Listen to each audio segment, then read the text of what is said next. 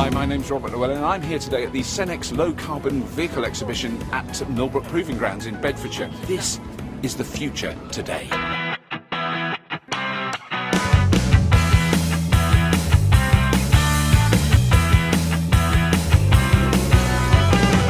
now going to have a drive with a proper driver who can actually drive this car properly, unlike me. Give me the verdict when we finish. Yeah, okay, yeah.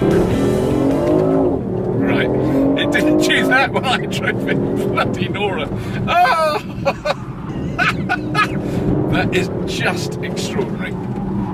I haven't used one expletive yet, but I've been close a couple of times. This car was designed from the outset to house both a diesel combustion engine and also plug-in hybrid technology. So for that reason, the battery pack is placed below the vehicle actually helps with the dynamics of the vehicle because it's a lower centre of gravity. And we are doing probably 65 miles an hour, and we're in pure EV mode at the moment. Yeah, we are. So we're still in pure EV. Okay, so now it's more efficient for an internal combustion engine. So you're just on the point at the moment where it's deciding in between. And it's still. I mean, we're doing 80 because we're not on a public road, ladies and gentlemen. And it's running on EV. So, I mean, our role is the facilitator. We help bring everybody together, and we work with a number of supporting partners across government and across industry. The key thing about Low Carbon Vehicle event is it's all the R&D. Yes, you're seeing what's coming down the pipes. Yeah, exactly. So Andy, apart from all the fantastic stuff that's on site here, tonight there's actually an awards ceremony. Can you tell me a bit about what the awards are? It is. Well, it's the first year we've combined with Cenex, with the LCV event, to actually present the Low CVP Low Carbon Champions Awards in the same environment. And we're obviously delighted to be able to partner with the community that comes here for the event to actually celebrate the people and the individuals that have really made a difference in moving the whole agenda forward. So quite a lot of people who are here are up for awards. Absolutely. One of our categories is the Low Carbon Vehicle Manufacturer, Car and Van Manufacturer of the Year, and that's obviously a key one for the OEMs. But we also celebrate some of the SMEs, the people that might develop bespoke fuels or bespoke energy systems, or indeed transport initiatives, campaigns that have been run, and we have one that celebrates an outstanding publication that moves the research agenda forward. So it's a very, very broad set of awards that we try and cover. Well, we're here to promote the development of low carbon propulsion systems in the UK. And what we want to see is companies that have a technology that we can use and develop in the UK using UK resources, and ultimately, hopefully, get production in the UK. This is all about low carbon.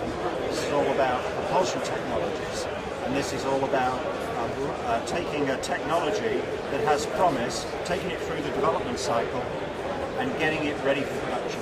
Is it a plug-in hybrid? Could it be called that? It is a plug-in hybrid vehicle. It has you can plug it into the wall and leave it, and it'll charge it up, and it'll give you an electric vehicle range of about 10 kilometres. Right. It's over 200 miles an hour. Right.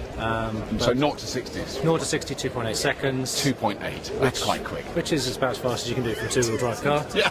Can you quickly explain to me what the Niche Vehicle Network is? Yes, it's an organisation we set up around about 10 years ago to support the UK specialist low-volume vehicle manufacturers, their supply chains and technology specialists working in the niche sector. Yeah, almost all small and medium-sized companies, including the supply chain. The Aerial Atom is such an extraordinary car. What is special about this particular one, though? Well, this is the world's largest welded titanium structure that we know about. So it's 45% lighter than the item it replaces. You can see it was 45% lighter than the original one. Yeah, which itself is phenomenal. Which is already light. As well as the cars and the conference at LCV, there are lots of exhibitors.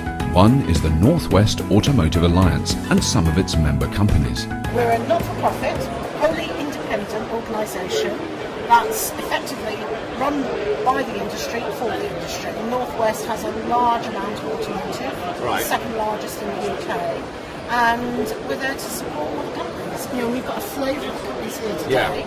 And our success is really how well rated. So Paul, can you explain to me what SID is? It sounds very intriguing. Yeah, SID is Car for Young Drivers. It's a radical vehicle concept designed particularly for 16 to 24-year-olds. It'll be very safe. Safety is an absolute priority. It's a novel concept of vehicle, so it's not a car, it's sort of like an iPod for young people to drive as a means of transport. What we are is a technology and IP company, so we're developing a new chemistry that overcomes the cost, durability, performance issues that conventional hydrogen fuel cells have, and we're looking to license this to the big OEMs that are developing fuel cell powertrains, so that in the future we'll be driving our ACAL energy powered cars. Yeah, so this is a front bump beam for a medium-sized family car, made out of carbon fibre, and our kind of niche in the market is the really low-cost, high-volume production of composite materials. Right. Because I mean, always before they've been very. I've always thought of them as being the really expensive, you know, really flash sports cars are made of this. But is this a cheaper method of doing it? Yeah, completely. Yeah. So our whole methodology is about trying to get away from the really niche, high-end stuff down into the more traditional automotive car market. High volumes, 20,000 to 30,000 units a year. This is a prime example. It's quite light if you'd like to pick it up. It's about. I mean, it looks enormous. I mean, because it looks like a huge bit of that's nothing. There's nothing to it. Additive manufacturing is such a cool term, but I don't know what it means. It's a cool term. It's in all the press. It's everywhere. But essentially, it's 3D printing of parts. This is a core which then has carbon wrapped on it. Right. Oh, I see that. Right. And then we dissolve the core, and you're left with a very lightweight structure.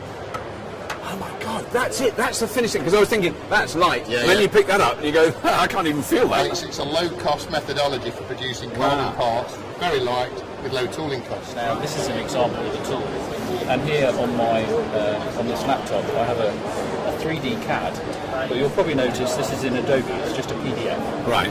So the size of this is about 4 or 5 meg. So uniquely, I can email this to anyone. I can pause it at any time. I can zoom into. And this is showing a manufacturing process. Actual manufacturing process. No, well, there's a preform, an olefin-based preform that's then heated and treated and extruded to then produce a crystal carbon structure that gives the strength to the individual fibre. Depending on how fine you want the cloth, depends on the number of filaments you have in the individual fibres itself.